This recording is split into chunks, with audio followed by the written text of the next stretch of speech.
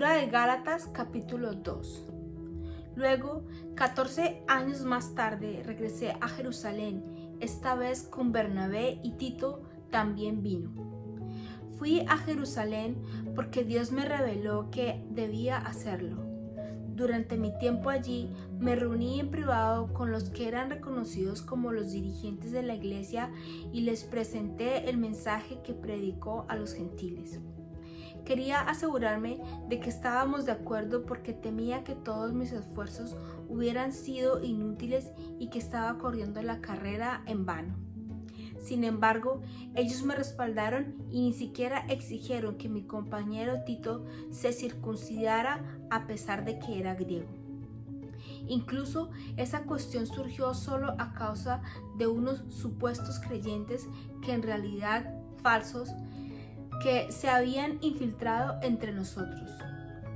Se metieron en secreto para espiarnos y privarnos de la libertad que tenemos en Cristo Jesús, pues querían esclavizarnos y obligarnos a seguir los reglamentos judíos, pero no nos doblegamos ante ellos ni por un solo instante. Queríamos preservar la verdad del mensaje del Evangelio para ustedes. Los líderes de la iglesia no tenían nada que agregar a lo que yo predicaba. Dicho sea de paso, su fama de grandes líderes a mí no me afectó para nada, porque Dios no tiene favoritos.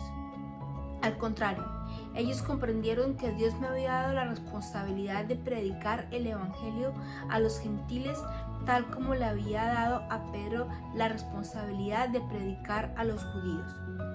Pues el mismo Dios que actuaba por medio de Pedro, apóstol a los judíos, también actuaba por medio de mí, apóstol a los gentiles.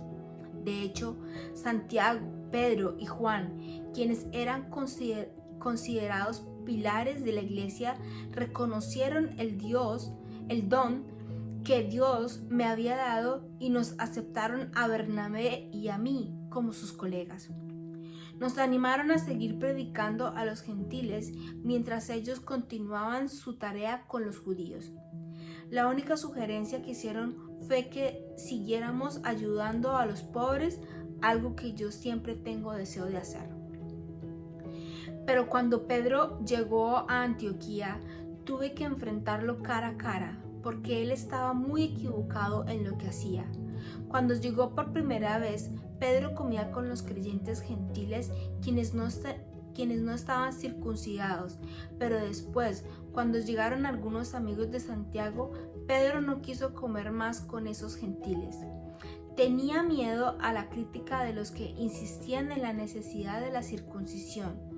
Como resultado, otros creyentes judíos imitaron la hipocresía de Pedro e incluso Bernabé se dejó llevar por esa hipocresía.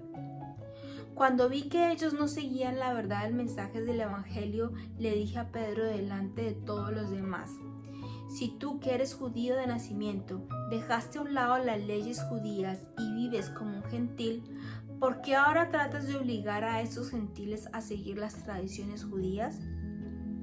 Tú y yo somos judíos de nacimiento, no somos pecadores como los gentiles. Sin embargo, sabemos que una persona es declarada justa ante Dios por la fe en Jesucristo y no por la obediencia a la ley. Y nosotros hemos creído en Cristo Jesús para poder ser declarados justos ante Dios por causa de nuestra fe en Cristo y no porque hayamos obedecido a la ley. Pues nadie jamás será declarado justo ante Dios mediante la obediencia a la ley.